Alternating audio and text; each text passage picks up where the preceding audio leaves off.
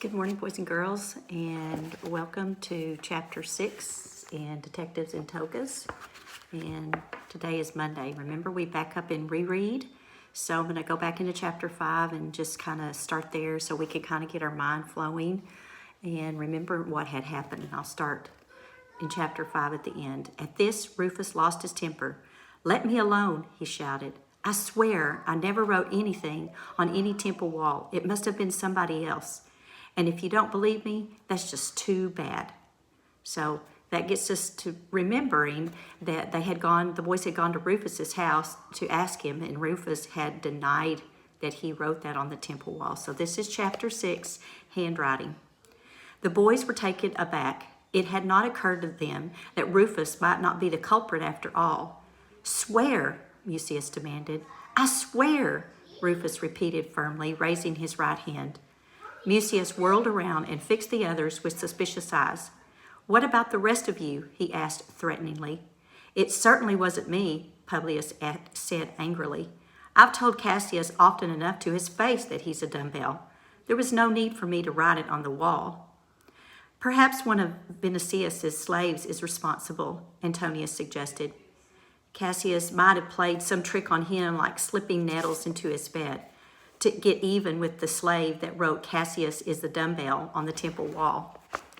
"What slave in Rome is crazy enough to desecrate a temple?" Julius pointed out. "We're the dumbbells," Julius said slowly, squinting rather anxiously at Rufus. "Didn't Claudia tell us that Cassius recognized Rufus's handwriting at once?" "That's a lie," Rufus protested. "How can it be my handwriting if I didn't do it?" Mucius frowned, but Cassius seemed to think he knows your handwriting very well. Rufus gave a forced laugh. "That's a good one. Cassius is too dumb to recognize anybody's handwriting. He can hardly read yet." His friends did not laugh at this joke. They looked at him seriously. This put an end to Rufus's humor. He fell silent and began thinking. At last he sighed with relief. "I can prove that it is not my handwriting," he said triumphantly. "How?" Mucius asked. "Give me a writing tablet," Rufus said. "I'll write, 'Cassius is a dumbbell,' and then you'll see right away that scrawl on the temple could not have been written by me." This sounded simple enough, and the others agreed. Rufus took a stylus and a tablet and prepared to scratch the words into the wax.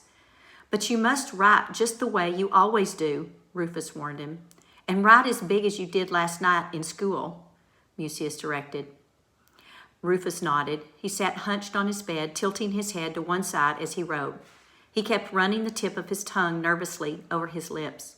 Having completed his sample of handwriting, he handed the wax tablet to Mucius. "There, that's how I write it," he said with self-assurance.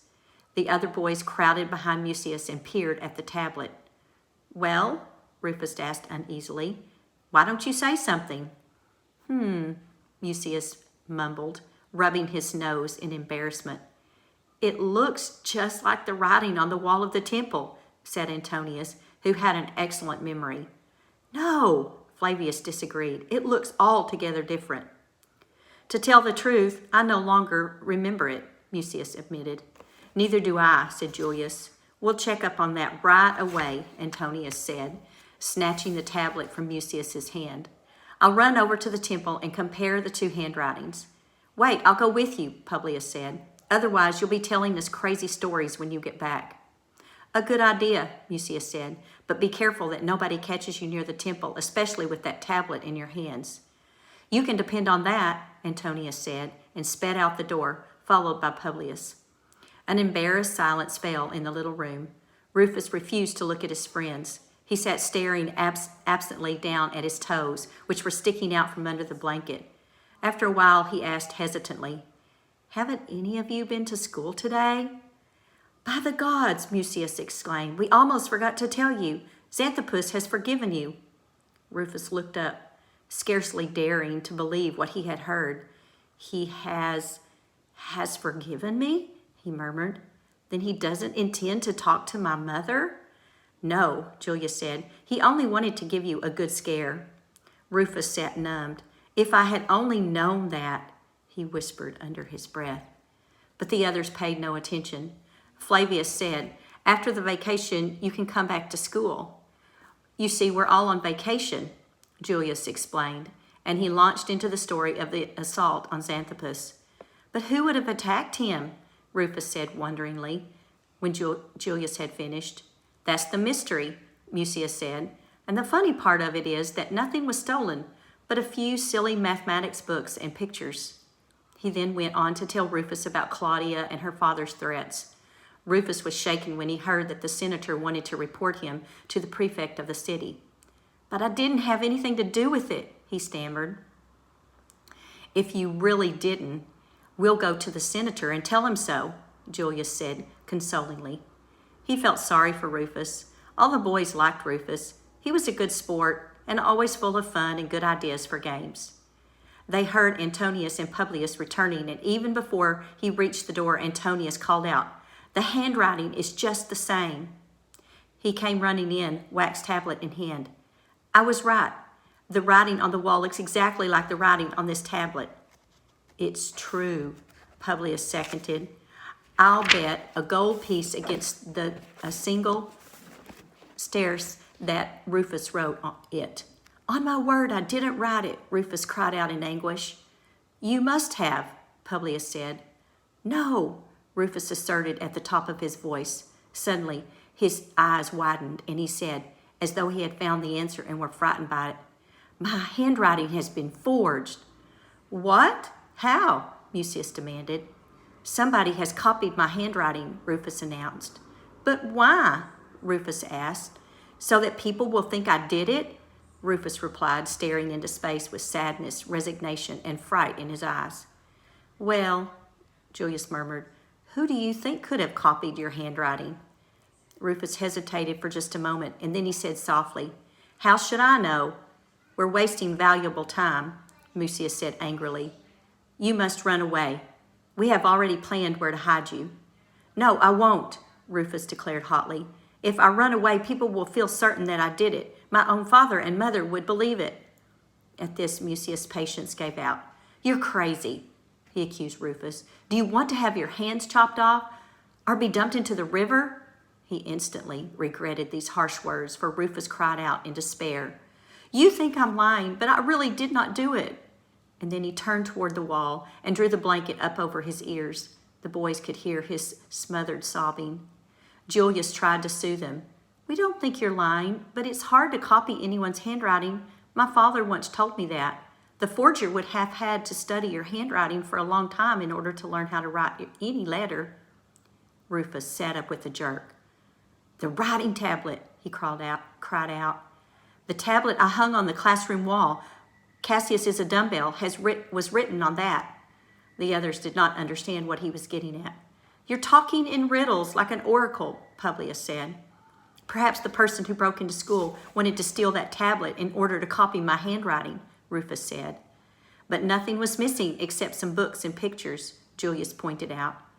Rufus looked dismayed, but Antonius began to jump with excitement. "Hey!" he exploded. "The writing tablet was gone, don't you remember? It was not hanging on the wall this morning." Their faces all brightened. "We must go back to school at once," Mucius said. "If it was stolen, Rufus is right. That will prove once and for all that his handwriting was forged." "How so?" Publius asked. "How so? How so?" Mucius mocked his manner. "Because otherwise no burglar would bother to steal a writing tablet." "You've got something there," Publius admitted. "Get dressed quickly and come with us," Mucius told Rufus. But Rufus looked embarrassed. "No, I caught a cold," he stammered, and he went into a coughing fit. "On the whole, it will be better for him to keep out of sight," Julius said. "All right, stay here," Mucius said. "We'll be back soon." The boys piled their school things in a corner and set out at once. As soon as they were gone, Rufus peered hastily under his bed. He sighed again with relief and leaned back against his pillow. Xanthipus was surprised when his pupils unexpectedly returned. He was sitting up in bed, reading, his right leg wrapped in wet cloths. In the apartment's tiny kitchen, a small woman was busying herself with the cooking. Hearing the boys, she peered curiously around the corner of the room and then grinned cheerfully at them. "Teacher sick, no school," she chuckled. "Poor man, bad pains." She rolled her eyes to express her sympathy and then returned to her pots and pans. Why have you come? Xanthopus asked crossly. Mucius asked for Rufus's writing tablet. What tablet? Xanthopus wanted to know. The one that has Cassius as a dumbbell written on it. Xanthopus was instantly suspicious. What do you want with it? He asked. Rufus would like to have it back so he can erase it, Mucius lied boldly. He's ashamed about it. The boys had decided on the way not to mention the desecration of the temple to their teacher for fear it would stir up his anger against Rufus all over again. So he's ashamed, is he? Xanthopus said with satisfaction. About time. The tablet must be lying in the chest over there. Here's the picture of them going to see Xanthopus. Isn't it hanging in the classroom anymore? Julius asked. He only wanted to know why Xanthopus had removed it. No, Xanthopus said. I don't care to have such things on exhibit on the walls of my school. I put it away in the chest last night. You boys must have noticed it when you cleaned up. The boys rushed to the chest and went through it from top to bottom, but the writing tablet was not there. It's gone, Mucius reported, inwardly triumphant. Then you boys must have misplaced it, Xanthopus scolded. That's what comes of your careless way of doing things. The boys searched all the shelves and finally went through the entire classroom, but the writing tablet could not be found. Back at Xanthopus's bedside, Mucius made his solemn announcement. The thief who was here last night stole Rufus's writing tablet. It's a strange thing to steal, Xanthopus said vexedly. That tablet isn't worth a copper. The boys bid Xanthopus goodbye, but as they were on the way out, Mucius noticed something shiny lying under the wardrobe. He stooped and fished it out. Look what I found, he said. It was a short, wide gold chain with a flat disc of gold at one end and a hook at the other. Apparently, the hook had been forced open and bent upward. Mucius brought the chain to Xanthopus. Is this yours? He asked. No, Xanthopus replied. For a while, he regarded the chain thoughtfully. Suddenly, he gave a short laugh. But I can tell you to whom it belongs. Who? The boys asked excitedly, half guessing the answer. It belongs to the burglar, Xanthopus said. And that's the end of chapter 6, handwriting. I hope you have a wonderful first day at homeschooling, and I will talk to you soon. Miss you guys.